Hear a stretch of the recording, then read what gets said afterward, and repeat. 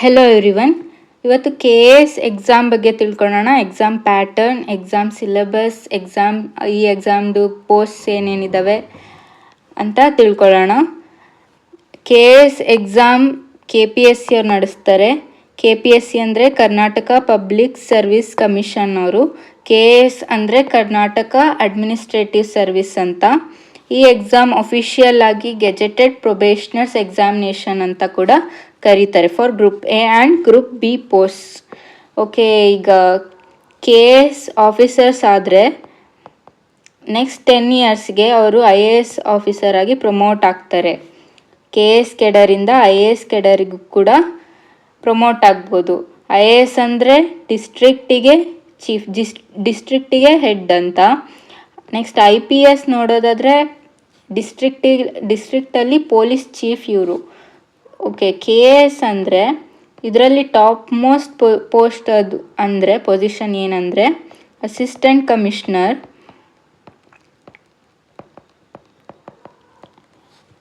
ಇವರು 3 to 4 ತಾಲೂಕ್ಸಿಗೆ head ಆಗಿರ್ತಾರೆ. Means 3ರಿಂದ 4 ತಾಲೂಕಲ್ಲಿ ಇವರು ಹೆಡ್ ಆಗಿರ್ತಾರೆ. ಯಾರು? Assistant commissioner. ನೆಕ್ಸ್ಟ್ ಇದ್ರ ಕೆಳಗಡೆ ಬರೋರು ತಹಶೀಲ್ದಾರು. ಇವರು 1 ತಾಲೂಕಿಗೆ ಹೆಡ್ ಆಗಿರ್ತಾರೆ. ಓಕೆ, ನೆಕ್ಸ್ಟ್ ಪೊಲೀಸ್ ಸರ್ವಿಸಿಂದ ನೋಡೋದಾದರೆ KSPS ನೋಡ್ಬೋದು. ಅದರಲ್ಲಿ ಇವರು 3 to 4 ತಾಲೂಕ್ಸ್, 3ರಿಂದ 4 ತಾಲೂಕಿಗೆ ಪೊಲೀಸ್ ಚೀಫ್ ಆಗಿರ್ತಾರೆ. ಓಕೆ, ಈ ಗೆಜೆಟೆಡ್ ಪ್ರೊಬೇಷನರ್ ಎಕ್ಸಾಮಿನೇಷನಲ್ಲಿ ಗ್ರೂಪ್ ಎ ಮತ್ತು ಗ್ರೂಪ್ ಬಿ ಪೋಸ್ಟ್ ಬರುತ್ತೆ ಅಂತ ನೋಡಿದ್ವಿ. ಗ್ರೂಪ್ ಎ ಪೋಸ್ಟ್ ಏನಿದೆ ಅಂತ ನೋಡೋಣ. ಇದರಲ್ಲಿ ಈ ವರ್ಷ 159 ವೇಕೆನ್ಸೀಸ್ ಇದ್ದಾವೆ. ಇದರಲ್ಲಿ ಫಸ್ಟ್ ಪೊಸಿಷನ್ ಬರೋದೇ ಅಸಿಸ್ಟೆಂಟ್ ಕಮಿಷನರ್. KS ಆಫೀಸರ್ ಅಂದರೆ ಇದೆ ಅಸಿಸ್ಟೆಂಟ್ ಕಮಿಷನರ್ ಆಗೋದು. ಇದು 40 ವೇಕೆನ್ಸೀಸ್ ಇದೆ ನೋಡಿ. ನೆಕ್ಸ್ಟ್ ಇವೆಲ್ಲ ಗ್ರೂಪ್ ಎ ಪೋಸ್ಟಲ್ಲಿ ಬರೋ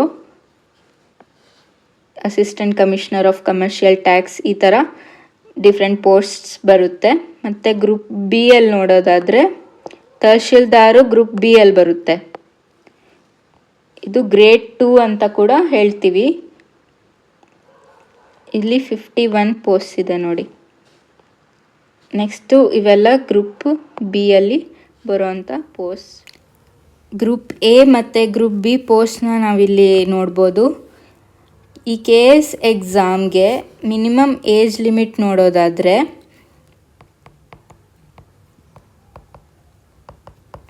ಮಿನಿಮಮ್ 21 ಇಯರ್ಸ್ ಆಗಿರಬೇಕು. ಮತ್ತು ಗ್ರ್ಯಾಜುಯೇಟ್ ಆಗಿರಬೇಕು, ಯಾವುದೇ ಆದರೂ ಡಿಗ್ರಿ ಹೋಲ್ಡರ್ ಆಗಿರಬೇಕು. ಓಕೆ, ಮ್ಯಾಕ್ಸಿಮಮ್ ಏಜ್ ಲಿಮಿಟ್ ನೋಡೋದಾದರೆ ಜನರಲ್ ಅವ್ರಿಗೆ 35 ಇಯರ್ಸ್ ಇತ್ತು. ಬಟ್ KS ಈಗ ತುಂಬ ವರ್ಷ ಆದಮೇಲೆ ಕರೆದಿರೋದ್ರಿಂದ ಎಕ್ಸ್ಟೆಂಡ್ ಮಾಡಿ 3 ಇಯರ್ಸ್ ಕೊಟ್ಟಿದ್ದಾರೆ. ಮೀನ್ಸ್ 38 ಇಯರ್ಸ್ ಅವ್ರಿಗೆ ಮ್ಯಾಕ್ಸಿಮಮ್ ಏಜ್ ಲಿಮಿಟ್ ಆಗಿದೆ. OBC ಅವ್ರಿಗೆ 38 ಇತ್ತು, +3 ಮಾಡಿ ನೋಡಿದ್ರೆ 41. ಇವಾಗ ಈ ವರ್ಷ ಮಾತ್ರ ಇದು ಎಕ್ಸ್ಟೆಂಡ್ ಮಾಡಿರೋದು. SC ST ಅವ್ರಿಗೆ 40 ಏಜ್ ಲಿಮಿಟ್ ಇದೆ, +3 ನೋಡ್ತಾ ಹೋದರೆ 43 ಇಷ್ಟು ಏಜ್ ಲಿಮಿಟ್ ಇದೆ. ಓಕೆ, ಎಷ್ಟು ಅಟೆಂಪ್ಟ್ಸ್ ಬರಿಬೋದು ಅಂತ ನೋಡೋದಾದರೆ ಜನರಲ್ ಅವರು 5 ಅಟೆಂಪ್ಟ್ಸ್ ಕೊಡ್ಬೋದು, OBC ಅವರು 7 ಅಟೆಂಪ್ಟ್ಸ್ ಕೊಡ್ಬೋದು, SC ST ಅವರು ಅನ್ಲಿಮಿಟೆಡ್ ಅಟೆಂಪ್ಟ್ಸ್ ಕೊಡ್ಬೋದು. ಓಕೆ, KS ಎಕ್ಸಾಮ್ 3 ಸ್ಟೇಜಸ್ಸಲ್ಲಿ ಮಾಡ್ತಾರೆ. First preliminary stage,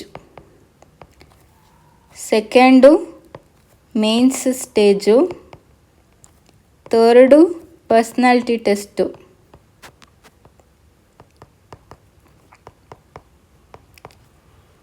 ಪ್ರಿಲಿಮ್ಸಲ್ಲಿ MCQ based ಅಂದರೆ ಆಬ್ಜೆಕ್ಟಿವ್ ಬೇಸ್ಡ್ ಕ್ವಶನ್ಸ್ ಇರುತ್ತೆ. ಮೇನ್ಸು ಥಿಯರಿ ಬೇಸ್ಡ್ ಇರುತ್ತೆ. ಓಕೆ, ಇಲ್ಲಿ ನಿಮ್ಮದು ಡಿಸಿಷನ್ ಮೇಕಿಂಗು ಅದ್ರದ್ದು ಆಪ್ಟಿಮಿಸ್ಟಿಕ್ಕು ಅದ್ರದ್ದೆಲ್ಲ ಇಲ್ಲಿ ಪರ್ಸ್ನಾಲಿಟಿ ಟೆಸ್ಟ್ ಮಾಡ್ತಾರೆ. ಓಕೆ, ಪ್ರಿಲಿಮ್ಸಲ್ಲಿ 2 ಪೇಪರ್ಸ್ ನೋಡ್ತೀವಿ, ಪೇಪರ್ 1 ಮತ್ತು ಪೇಪರ್ 2.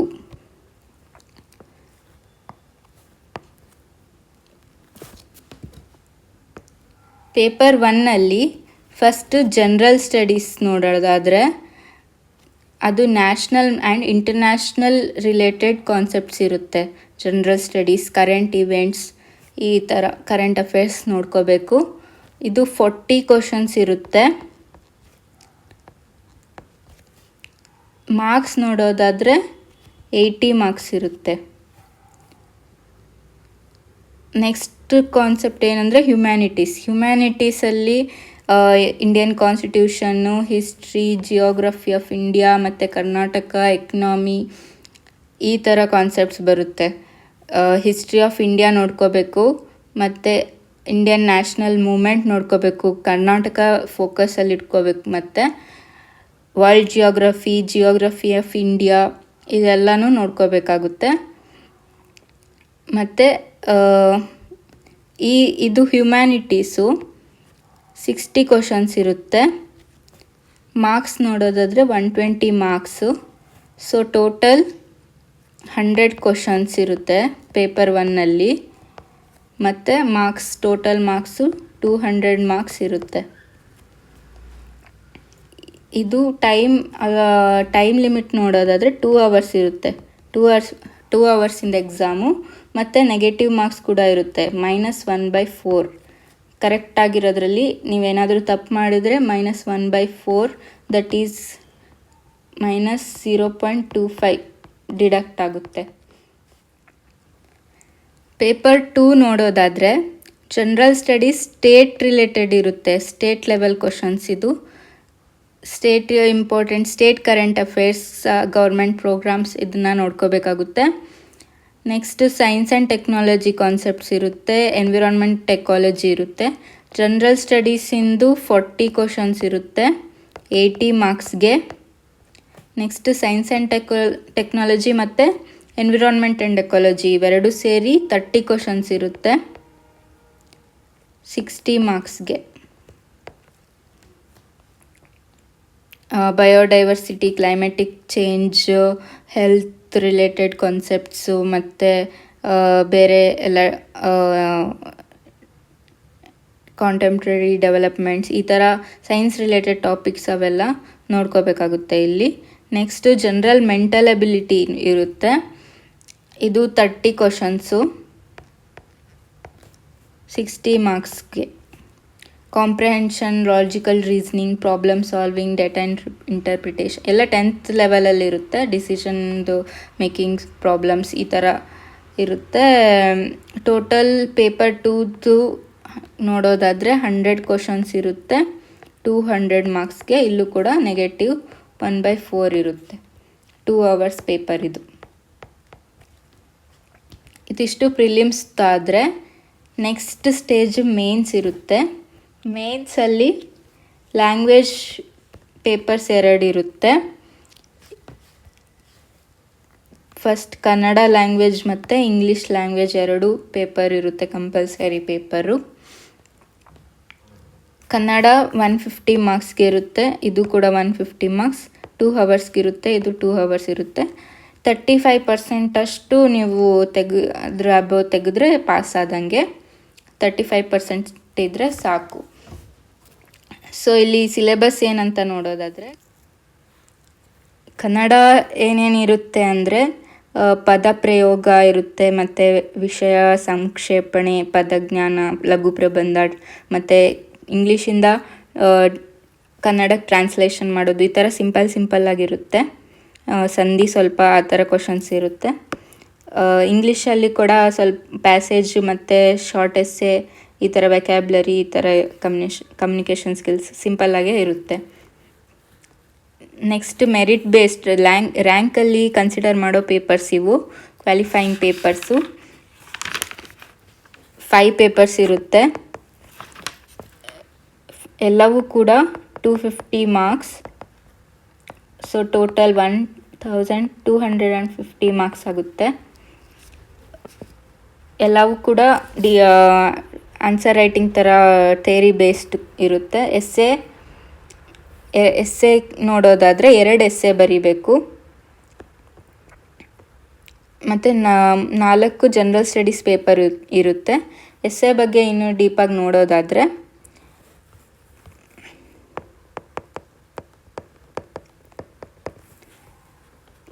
ಫಸ್ಟ್ ಟಾಪಿಕ್ಕು ನ್ಯಾಷನಲ್ ಮತ್ತು ಇಂಟರ್ನ್ಯಾಷನಲ್ ಇಶ್ಯೂಸ್ ಅಥವಾ ನ್ಯಾಷನಲ್ ಆರ್ ಇಂಟರ್ನ್ಯಾಷನಲ್ ಇಂಪಾರ್ಟೆಂಟ್ಸ್ ಇದ್ರ ಬಗ್ಗೆ ಕೇಳಿರ್ತಾರೆ. ಸೆಕೆಂಡ್ ಟಾಪಿಕ್ ಏನಿರುತ್ತೆ ಅಂದರೆ ಸ್ಟೇಟ್ ಬಗ್ಗೆ ಇರುತ್ತೆ. ಸ್ಟೇಟ್ ಆರ್ ಲೋಕಲ್ ಇಶ್ಯೂಸ್ ಅಥವಾ ಅದ್ರ ಇಂಪಾರ್ಟೆಂಟ್ಸ್ ಈ ಥರ ಇರುತ್ತೆ. 1 ಎಸ್ಸೆ 125 ಮಾರ್ಕ್ಸ್ ಇರುತ್ತೆ. ಸೊ 2 ಸೇರಿ 250 ಮಾರ್ಕ್ಸ್ಗೆ ಎಸ್ಸೆ ಬರೀತೀರಾ. ಇಲ್ಲಿ 1500 ವರ್ಡ್ಸ್ ಬರೀಬೇಕಾಗುತ್ತೆ. ಇದು ಟೈಮ್ ಲಿಮಿಟ್ 3 ಅವರ್ಸ್ ಪೇಪರ್ ಇದು. Okay, next GS1 general studies paper 1 ನೋಡೋದಾದರೆ ಇದ್ರದ್ದು ಕೂಡ 250 ಮಾರ್ಕ್ಸ್, 3 ಅವರ್ಸ್ ಇರುತ್ತೆ. 3 ಸೆಕ್ಷನ್ಸ್ ನೋಡ್ಬೋದು ನಾವಿಲ್ಲಿ.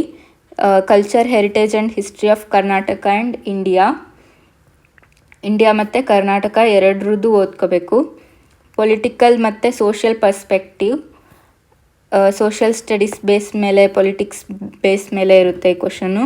Next third section economy based, rural development, data collection, analysis and interpretation ಇರುತ್ತೆ ಥರ್ಡ್ ಸೆಕ್ಷನ್. ಇದು ಕೂಡ 250 ಮಾರ್ಕ್ಸ್ಗೆ. ಇದು ಮೇ ಬಿ 10 ಮಾರ್ಕ್ಸಿಗೆ ಕೇಳಿದ್ರೆ 150 ವರ್ಡ್ಸ್ ಬರೀಬೇಕು. 15 ಮಾರ್ಕ್ಸ್ಗೆ ಕೇಳಿದರೆ 250 ವರ್ಡ್ಸ್ ಬರೀಬೇಕು.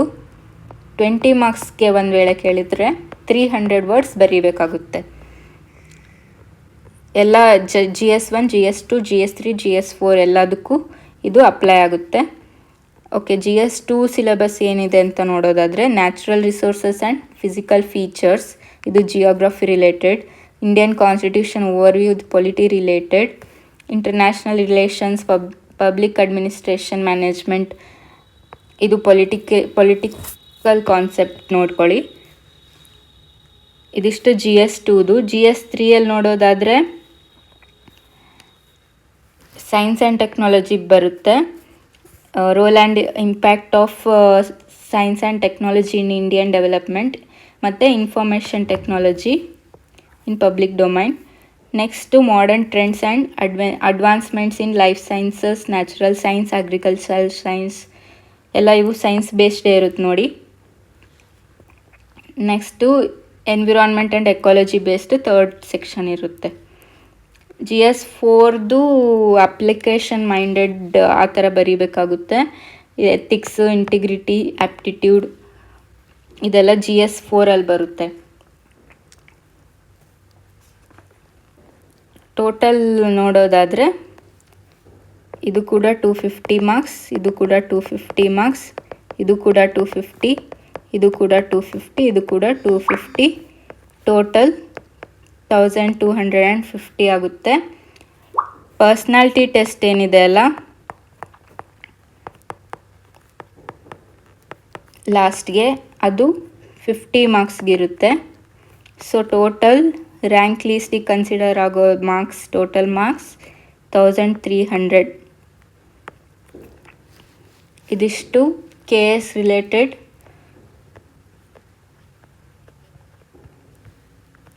Thank you.